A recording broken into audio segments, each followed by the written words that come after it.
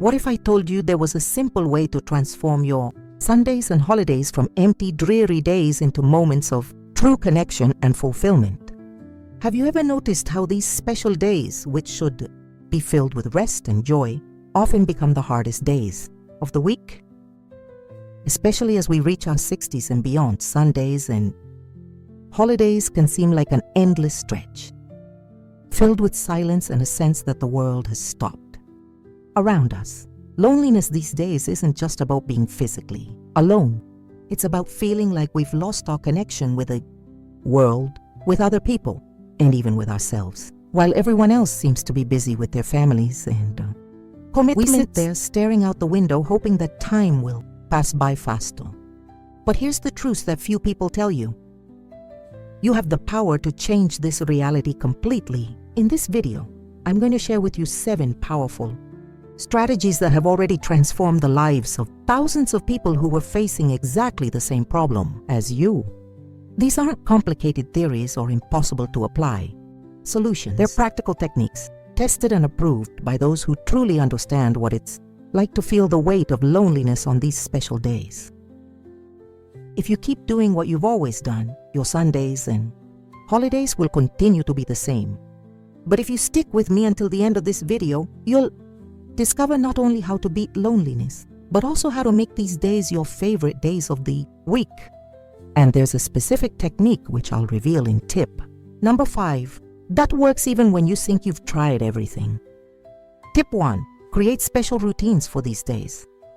The first big mistake we make on Sundays and holidays is treating these days as if they were empty in our schedule. We wait for something to magically happen, for someone to call us, or for motivation to appear out of nowhere.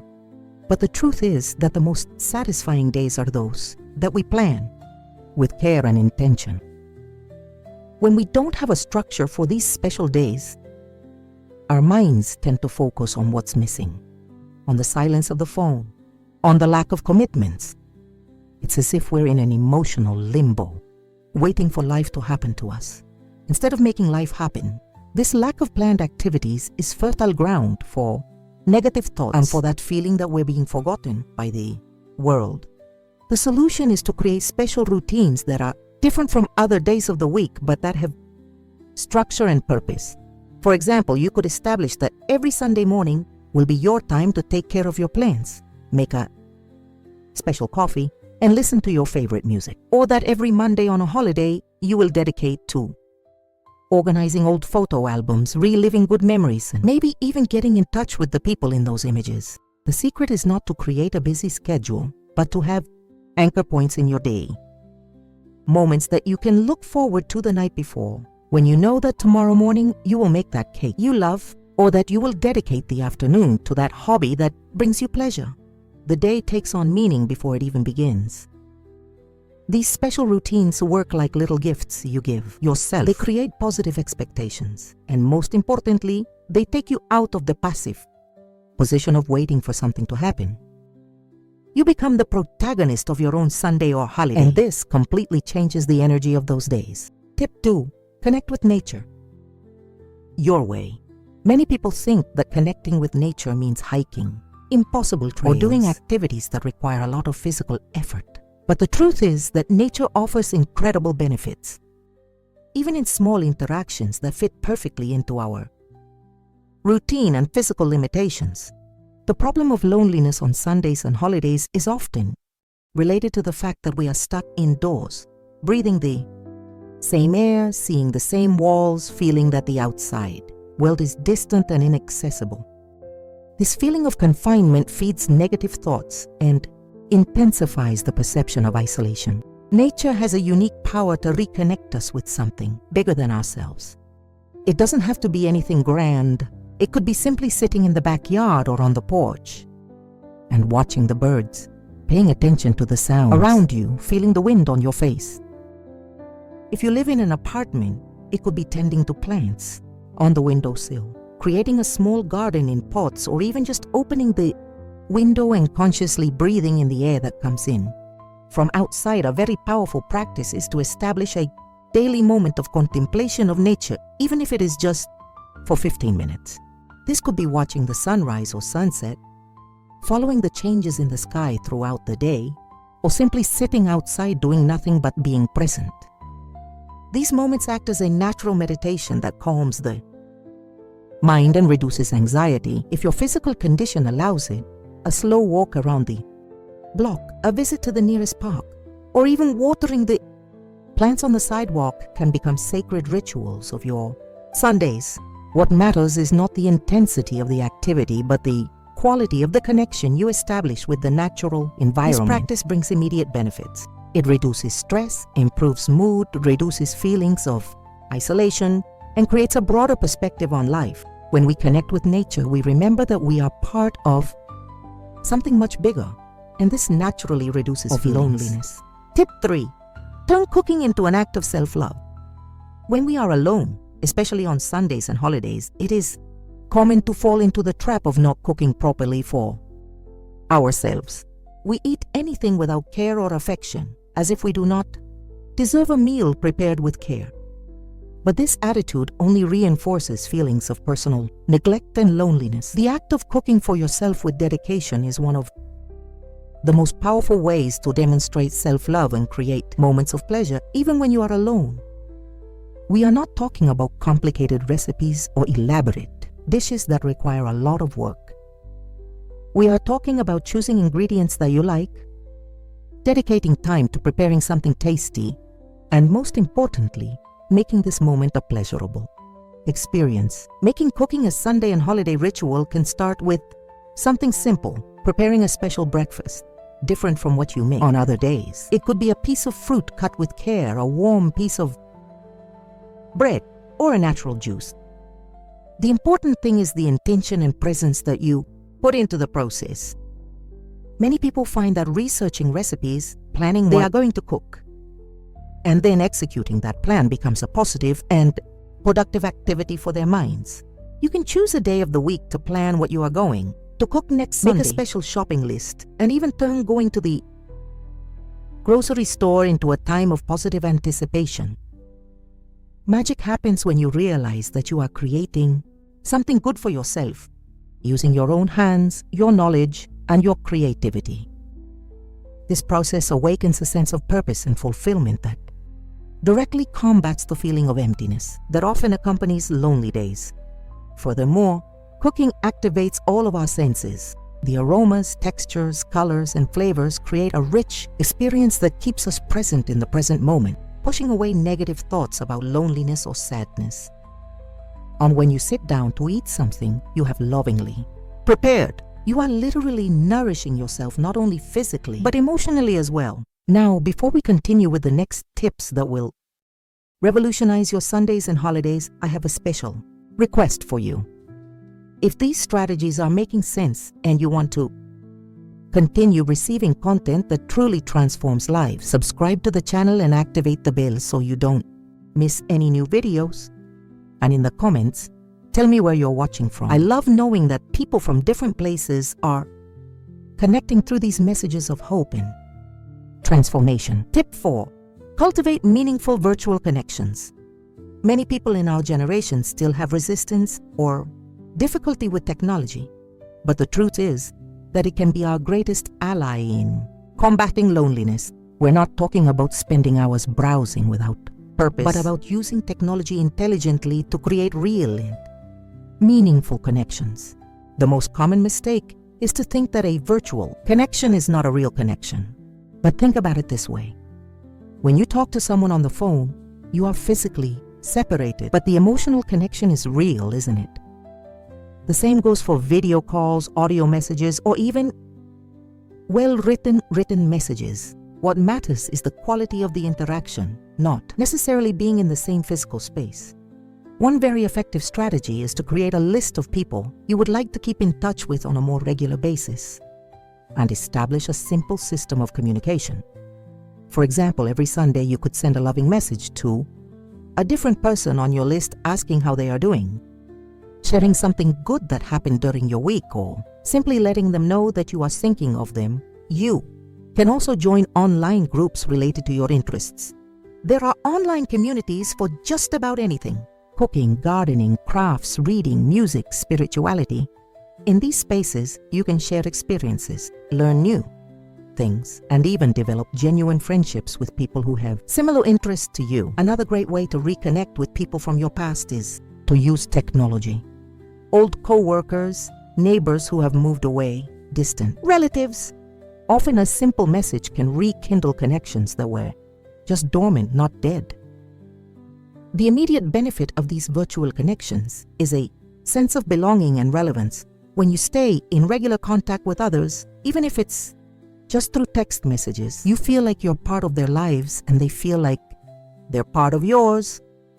This creates an emotional support network that works especially well during times when physical loneliness is at its most intense. Tip 5.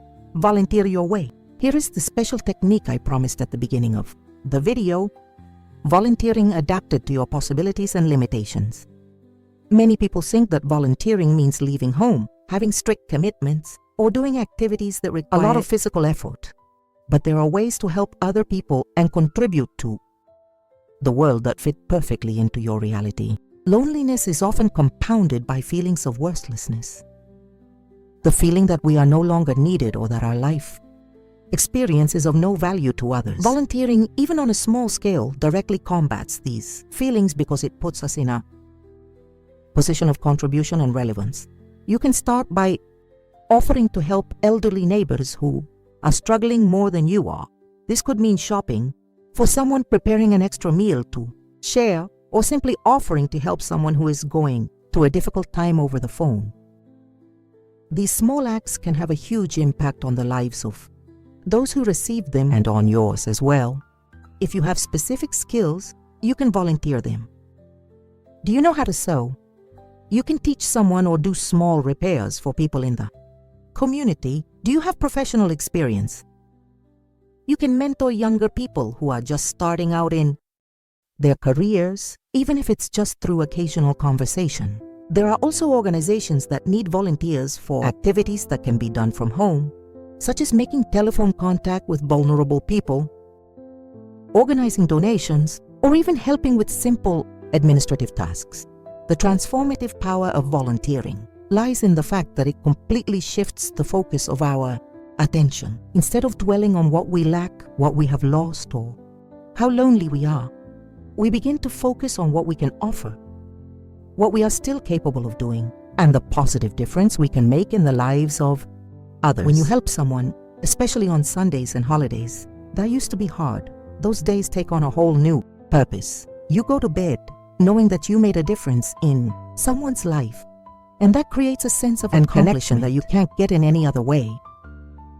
Tip 6. Create long-term personal projects. One of the main causes of loneliness on Sundays and holidays is the feeling that these days have no purpose, that they are just empty time that needs to be filled somehow. But when you have a personal project that excites you, these days become precious opportunities to work on what really matters to you. Personal projects don't have to be big or complicated. They can be simple things that have personal meaning and can be developed over time. For example, organizing and digitizing old family photos, creating a scrapbook to leave for your grandchildren, writing down your childhood memories, learning a new skill, or even growing a vegetable garden at home. The secret is to choose something that genuinely sparks your curiosity and interest. When you have a project that motivates you, Sundays and holidays are no longer feared but rather looked forward to, because they represent free time to dedicate to what gives you pleasure and a sense of purpose. Let's consider a practical example. Suppose you decide to create a family recipe book. This project might involve remembering dishes your mother or grandmother made, testing those recipes, writing down your own variations, and perhaps even contacting relatives to retrieve forgotten recipes. Each Sunday could be dedicated to a part of this project. Trying out a recipe, writing down your memories related to a particular dish, organizing your notes. Projects have multiple benefits. First, they keep your mind productively and creatively occupied. Second, they connect you with your roots and personal history. Third, they create something tangible that you can share with others. And fourth, they give structure and positive expectations to your free time. The beauty of personal projects is that they don't have a strict deadline, or external pressure. You work at your own pace when you feel like it, and each little bit of progress brings a sense of accomplishment. On days when you're feeling low, you can do just a small part. On days when you're feeling more motivated, you can dedicate yourself for longer. Having a personal project also creates something to talk about with others. When someone asks how you're doing, instead of talking about loneliness or boredom, you can enthusiastically share the progress of your project, and this naturally generates connections and interest from others. Tip 7. Establish rituals of gratitude and reflection. Last but not least, create regular rituals of gratitude and reflection specifically for Sundays and holidays. These moments act as emotional anchors that transform the quality of your thoughts and consequently the quality of your experience on those days. When we are alone, our minds naturally tend to focus on what is missing, the company we don't have, the activities we are not doing, the people who are not with us. This focus on what is missing feeds feelings of lack and loneliness. Gratitude rituals do the opposite. They direct our attention to what we do have, to what is working well, to the blessings that already exist in our lives. A simple and powerful ritual is to dedicate 15 minutes on your Sunday or holiday to mentally or in writing list 3 things that you are grateful for at that moment. They can be simple things: your health, the house you live in, a delicious meal you made, a phone call you received during the week, or even the fact that you have free time to take care of yourself. Reflection complements gratitude. Some time to reflect on the past week, recognizing your small victories, the good times you had, and the difficulties you managed to overcome. This practice develops a more balanced perspective on life and strengthens your self-esteem. Many people find that writing these reflections down in a special notebook creates a valuable record that they can revisit in difficult times. When you're having a particularly lonely Sunday, you can look back on notes from previous Sundays and remember all the good times you've had and all the hardships you've overcome. Another powerful ritual is to set a moment of intention for the week ahead. Instead of letting Monday arrive without direction, you can dedicate a few minutes on Sunday to thinking about how you want to live the next few days, what attitudes you want to cultivate, who you want to contact, what care you want to take of yourself. These rituals create a sense of continuity and purpose that extends far beyond the Sunday or holiday itself. They connect you to a greater sense of direction in life and strengthen your ability to find meaning even in moments of solitude. We've reached the end of this journey of transformation, and I hope you're feeling a different energy about your upcoming Sundays and holidays. The 7 strategies I've shared with you aren't just fancy theories. They're practical tools that have already changed the lives of thousands of people who were in exactly the same situation as you. Remember, loneliness is not an inevitable fate. It is a situation that can be transformed with the right attitudes. You have much more power over the quality of your days than you might think.